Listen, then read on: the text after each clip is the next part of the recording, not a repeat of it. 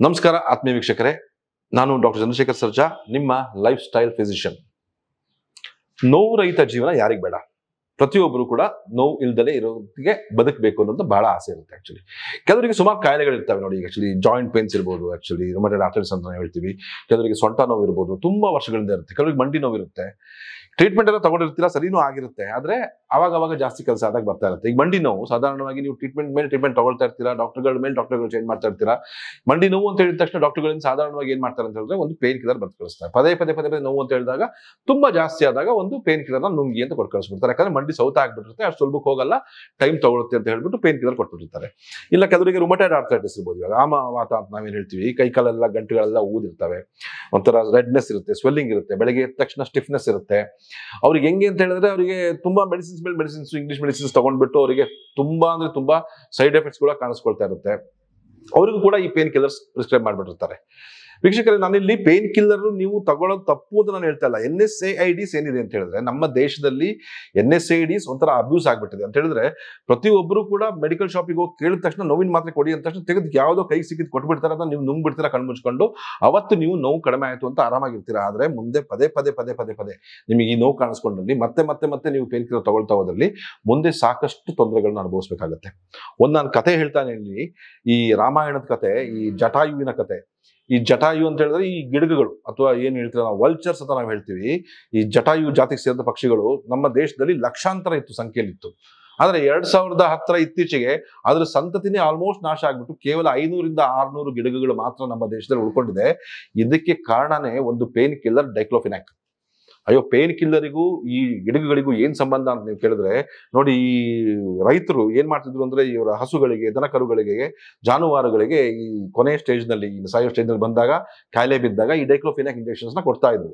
ಆದ್ರೆ ಅವು ಸತ್ತೋಗ್ಬಿಡೋರು, ಆ ಏನನ್ನ ಸರಿಯಾಗಿ ಉಣ್ತಾ ಇರಲಿಲ್ಲ, ಅಲ್ಲೇ ಬಿಟ್ಬಿಡೋರು ಅಥವಾ ಏನಾದ್ರು ಉಣ್ಬಿಡೋರು. ಆದ್ರೆ ಈ ಗಿಡಗಳು ಈ ಸತ್ತಂತ ಈ ಪಶುಗಳ ಮೇಲೆ ತಿನ್ನೋದನ್ನ ಇದ್ ಮಾಡಕ್ ಶುರು ಮಾಡಿದ್ವು.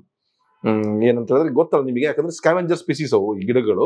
ಈ ಸತ್ತ ಜಾನುವಾರುಗಳನ್ನ ತಿಂದ್ಬಿಟ್ಟು ಈ ಗಿಡಗಳದ್ದು ಲಿವರ್ ಡ್ಯಾಮೇಜ್ ಆಗ್ಬಿಟ್ಟು ಕಂಪ್ಲೀಟ್ ಆಗಿ ಇದ್ರ ಸಂತತಿ ನಾಶ ಆಯ್ತು ಅಂತ ಹೇಳ್ಬಿಟ್ಟು ಸೈಂಟಿಫಿಕಲಿ, ವೈಜ್ಞಾನಿಕವಾಗಿ ಅಮೆರಿಕ ಮಾಡಿರುವಂತ ಒಂದು ರಿಸರ್ಚ್ ಪ್ರಕಾರ ಯಾಕೆ ಗಿಡಗಳ ಸಂತತಿ ನಾಶ ಆಯ್ತು ಇಂಡಿಯಾದಲ್ಲಿ ಅಂತ ನೋಡಿದ್ರೆ, ಆ ಲಿವರ್ ನಲ್ಲಿ, ಕಿಡ್ನಿಯಲ್ಲಿ, ರಕ್ತದಲ್ಲಿ ಈ ಸತ್ತಂತ ಗಿಡಗಳ ರಕ್ತಗಳಲ್ಲಿ ಈ ಡೈಕ್ಲೋಫಿನಾಕ್ ಅಂಶ ಹೆಚ್ಚು ಕಂಡು ಬಂತು. ಅದರಿಂದಾನೇ ಲಿವರ್ ಕಂಪ್ಲೀಟ್ ಆಗಿ ಡ್ಯಾಮೇಜ್ ಆಗ್ಬಿಟ್ಟು ತೀರ್ಕೊಂಡು ಅಂತ ಹೇಳ್ಬಿಟ್ಟು ವೈಜ್ಞಾನಿಕ ವರದಿಯನ್ನ 2015 ಹೊರಡೆ ತಂದ್ರು. ಅಂದ್ರೆ ನೀವು ಅರ್ಥ ಮಾಡ್ಕೊಳ್ಳಿ, ನಿಮಗೂ ಗಿಡಗಳ ಸ್ಥಿತಿ ಬರುತ್ತೆ ಅಂತಲ್ಲ, ಆದ್ರೆ ಈ ಪೇನ್ ಕಿಲ್ಲರ್ನ ಕಂಟಿನ್ಯೂಸ್ ಆಗಿ ಯೂಸ್ ಮಾಡ್ಕೊಂಡ್ರೆ ನಿಮ್ಮ ಬಾಡಿನಲ್ಲಿ ಈ ತರ ಎಲ್ಲಾ ಪ್ರಾಬ್ಲಮ್ಸ್ಗಳು ಆಗುತ್ತೆ ಅಂತ ಹೇಳ್ಬಿಟ್ಟು.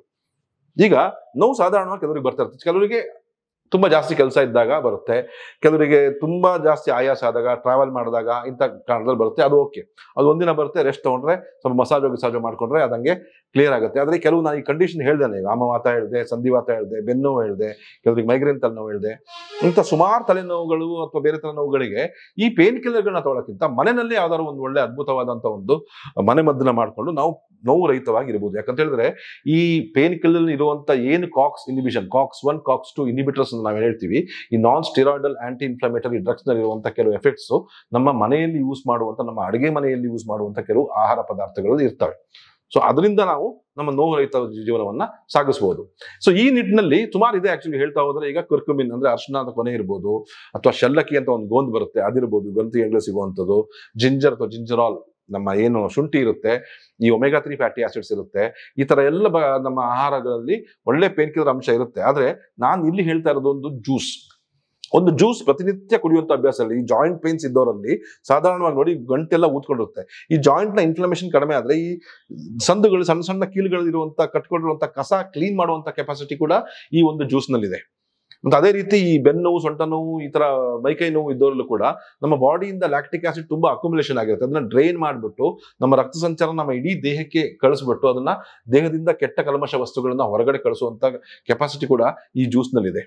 ಈ ಜ್ಯೂಸ್ ಯಾವುದು ಅಂತ ಹೇಳಿದ್ರೆ BCG juice. Beetroot, B for beetroot, C for carrot, G for ginger juice.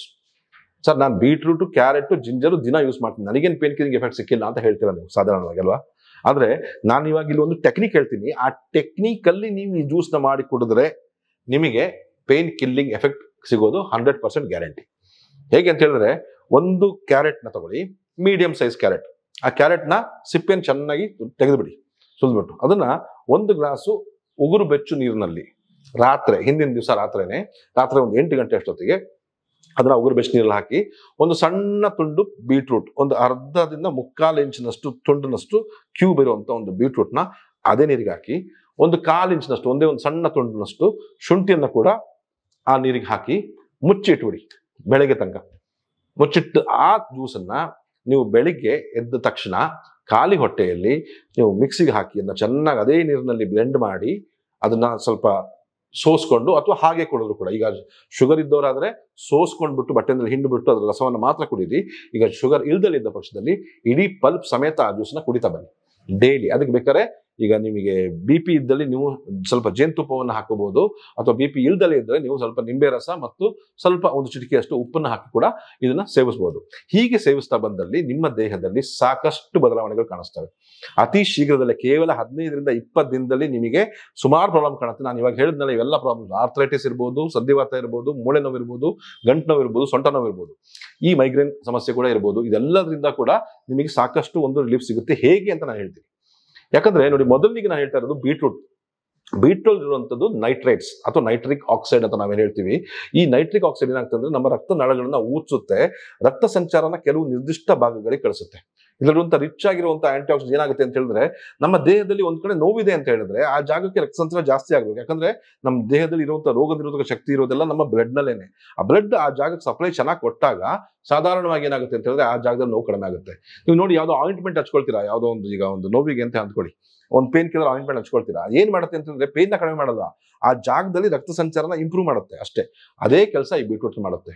ಇನ್ನೊಂದು ಈ carrot is one of the richest antioxidants. ಜೊತೆಗೆ ಇರುವಂತ ಬೀಟಾ ಕ್ಯಾರೋಟಿನ್, ಇದಕ್ಕೊಂದು ಪೇನ್ ಕಿಲ್ಲರ್ ಆಗ್ಬಿಟ್ಟು ಎಲ್ಲಾ ಕಡೆನೂ ನಿಮಗೆ ಕೊಡ್ತಾರೆ. ಆಕ್ಚುಲಿ ಇನ್ನೊಂದು ಏನಂತ ಹೇಳಿದ್ರೆ, ಈ ಬೀಟಾ ಕ್ಯಾರೋಟಿನ್ ಅಂಶ ಏನಂತ ಹೇಳಿದ್ರೆ, ನಮ್ಮ ಸಂದುಗಳಲ್ಲಿ ನಮ್ಮ ಜಾಯಿಂಟ್ಗಳಲ್ಲಿ ಇರುವಂತಹ ಸ್ಪೇಸ್ ನಲ್ಲಿ ಇರುವಂತಹ ಲುಬ್ರಿಕೇಶನ್ ಏನು ಒಂದು ಗಮ್ ತರ ಮೆಟೀರಿಯಲ್ ಇರುತ್ತೋ ಅದನ್ನ ಕೂಡ ಜಾಸ್ತಿ ಮಾಡುತ್ತೆ ಅಂತ ಕೂಡ ವೈಜ್ಞಾನಿಕವಾಗಿ ಪ್ರೂವ್ ಆಗಿದೆ. ಹಾಗಾಗಿ ಈ ಬೀಟ್ರೂಟ್ ಮತ್ತು ಕ್ಯಾರೆಟ್ ಜೊತೆಗೆ ಜಿಂಜರ್ ಅಂದ್ರೆ ಶುಂಠಿಯಲ್ಲಿ ಇರುವಂತಹ ಜಿಂಜರಾಲ್ನ ಅಂಶ ಕೂಡ ಒಳ್ಳೆಯ ನ್ಯಾಚುರಲ್ ಪೇನ್ ಕಿಲ್ಲರ್ ಆಗಿ ಕೆಲಸ ಮಾಡುತ್ತೆ. ಒಂದು ನಾನ್ ಸ್ಟೆರಾಯ್ಡಲ್ ಆಂಟಿ ಇನ್ಫ್ಲಮೇಟರಿ ಡ್ರಗ್ ತರಾನೇ ಇದು ಕೂಡ ಫಾಸ್ಟ್ ಆಗಿ ನಮ್ಮ ದೇಹದಲ್ಲಿ ಕೆಲಸ ಮಾಡೋದು. ಸಾಧಾರಣವಾಗಿ ನೀವು ಯಾವುದೇ ಆಯುರ್ವೇದಿಕ್ ಹರ್ಬ್ಸ್ ಈ ಪೇನಿಗೆ ಸಂಬಂಧಪಟ್ಟಿದ್ದಲ್ಲಿ ನೋಡಲಿ, ಜಾಯಿಂಟ್ ಪೇನ್ ಸಂಬಂಧಪಟ್ಟಲ್ಲಿ ನೋಡಿ, ನಿಮಗೆ ಅದರಲ್ಲಿ ಜಿಂಜರ್ ಮತ್ತು ಪೆಪ್ಪರ್ ಸಾಧಾರಣವಾಗಿ ಕಂಡು ಬರುತ್ತೆ. ಯಾಕೆ ಅಂತ ಹೇಳಿದ್ರೆ ಈ ಜಿಂಜರ್ ನಲ್ಲಿ ಆ ಅಂಶ ಜಾಸ್ತಿ ಇರುತ್ತೆ.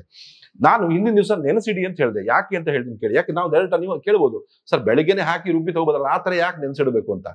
ಯಾಕೆ ಅಂತ ಹೇಳಿದ್ರೆ ಇದೇ ಒಂದು ಸೀಕ್ರೆಟ್ ಇರೋದು. ಏನು ಅಂತ ಹೇಳಿದ್ರೆ, ಈ ರಾತ್ರಿ ಹಾಕಿ ನೆನೆಸಿಟ್ರೆ ಏನಾಗುತ್ತೆ ಅಂತ ಹೇಳಿದ್ರೆ, ಈ ಬೀಟ್ರೂಟ್, ಜಿಂಜರ್ ಮತ್ತೆ ಈ ನಮ್ಮ ಕ್ಯಾರೆಟ್ ನಲ್ಲಿರುವಂತಹ ಶುಗರ್ ಅಂಶ ಏನ್ ಮಾಡುತ್ತೆ ಅಂತ ಹೇಳಿದ್ರೆ, ಸಕ್ಕರೆ ಅಂಶ ಇದ್ದೇ ಇರುತ್ತೆ ಸಾಧಾರಣವಾಗಿ, ಅದು ಸ್ವಲ್ಪ ಬಿಟ್ಕೊಳ್ಳುತ್ತೆ. ಜೊತೆಗೆ ಒಳ್ಳೆಯ ಬ್ಯಾಕ್ಟೀರಿಯಾಗಳು ಅದರಲ್ಲಿ ಡೆವಲಪ್ ಆಗುತ್ತೆ ಆ ನೀರಿನಲ್ಲಿ. ಅದೇ ನೀರನ್ನ ಯಾಕೆ ಯೂಸ್ ಮಾಡಿ ಅಂತ ಹೇಳಿದ್ರೆ, ಆ ಬ್ಯಾಕ್ಟೀರಿಯಾಗಳು ನಿಮ್ಮ ದೇಹಕ್ಕೆ ಹೋಗ್ಲಿ ಅಂತ. ಒಳ್ಳೆಯ ಸೂಕ್ಷ್ಮಾಣುಜೀವಿಗಳು, ಗುಡ್ ಬ್ಯಾಕ್ಟೀರಿಯಾ. ಈ ಇದರಲ್ಲಿ ಉತ್ಪಾದನೆ ಆಗಿರುವಂತಹ ಗುಡ್ ಬ್ಯಾಕ್ಟೀರಿಯಾ ಏನಾಗುತ್ತೆ ಅಂತ ಹೇಳಿದ್ರೆ, ಇದು ನಮ್ಮ ಈ ನಾವು ತಗೊಂಡಂತ ಈ ಆಹಾರಗಳಲ್ಲಿ ಇತ್ತಲ್ಲ, ಈಗ ಬೀಟ್ರೂಟ್, ಕ್ಯಾರೆಟ್, ಜಿಂಜರ್ ಇತ್ತಲ್ಲ, ಏನು ನ್ಯೂಟ್ರಿಯೆಂಟ್ಸ್ ಇತ್ತು ಅದನ್ನ ಎನ್ಹ್ಯಾನ್ಸ್ ಮಾಡುತ್ತೆ ಮತ್ತು ಈ ಡ್ರಗ್ ಎಫಿಕಸಿನ ಜಾಸ್ತಿ ಮಾಡುತ್ತೆ. ನೀವು ಯಾವುದೇ ಪೇನ್ ಕಿಲ್ಲರ್ ತಗೊಳ್ಳಿ, ಯಾವುದೇ ಆಂಟಿಬಯೋಟಿಕ್ ತಗೊಳ್ಳಿ, ಅದು ನಮ್ಮ ದೇಹಕ್ಕೆ ಕೆಲಸ ಮಾಡಬೇಕು ಅಂತ ಹೇಳಿದ್ರೆ ನಮ್ಮ ಹೊಟ್ಟೆಯಲ್ಲಿ ಇರುವಂತಹ ಸೂಕ್ಷ್ಮಾಣು ಜೀವಿಗಳು ಅದ್ರ ಮೇಲೆ ಕೆಲಸ ಮಾಡಿ ಅದು ಉತ್ಪಾದಿಸುವಂತ ಒಂದು ಕೆಮಿಕಲ್ ಇಂದ ನಮಗೆ ಪೇನ್ ಕಿಲ್ಲರ್ ಆಗಿ ವರ್ಕ್ ಆಗುತ್ತೆ. ಅದೇ ರೀತಿ ಇಲ್ಲಿ ಮಾಡಿದಾಗ ಈ ಸೂಕ್ಷ್ಮಾಣುಗಳು ಜೀವಿ ಜಾಸ್ತಿ ಆಗುತ್ತೆ. ನಾವು ನಮ್ಮ ಈ ಕನ್ಸ್ಯೂಮ್ ಮಾಡಿದಾಗ ನಮ್ಮ ದೇಹದ ನೋವುಗಳು ಕಡಿಮೆ ಆಗ್ತಾ ಬರ್ತವೆ. ಹಾಗಾಗಿ beetroot, carrot, ginger juice regular ಆಗಿ ಸೇವನೆ ಮಾಡೋದ್ರಿಂದ ಯಾವ ಸೈಡ್ ಎಫೆಕ್ಟ್ಸು ಇಲ್ಲ. ಶುಗರ್ ಇದ್ದವರು ಕೂಡ ಸೇವನೆಯನ್ನು ಮಾಡಬಹುದು. ಅದ್ರ ಹಿಂಡಿಕೊಂಡು ರಸವನ್ನ ಪಲ್ಪ್ನ ಸೈಡ್ಗೆ ಇಟ್ಟುಬಿಟ್ಟು ರಸವನ್ನ ಮಾತ್ರ ಕುಡೀರಿ. ಡಯಾಬಿಟಿಕ್ಸ್ ಇದ್ದವರು, ಹೈಪರ್ ಟೆನ್ಷನ್ ಇದ್ದವರು ಬೇಕಾದ್ರೆ ಸ್ವಲ್ಪ ಜೇನುತುಪ್ಪ ಹಾಕೊಂಡು ಕುಡಿಬಹುದು. ಸೊ ಇದನ್ನು ಟ್ರೈ ಮಾಡಿ ನೋಡಿ. ಖಂಡಿತವಾಗ್ಲೂ ನಿಮ್ಗೆ ರಿಸಲ್ಟ್ ಹೇಗಿದೆ, ಟೇಸ್ಟ್ ಹೇಗಿದೆ ಅಂತ ಕಾಮೆಂಟ್ ಸೆಕ್ಷನ್ ದಯವಿಟ್ಟು ಹಾಕಿ. ಇಷ್ಟ ಆದ್ರೆ ಕಾಮೆಂಟ್, ದಯವಿಟ್ಟು ಸಬ್ಸ್ಕ್ರೈಬ್ ಮಾಡಿ. Thank you very much.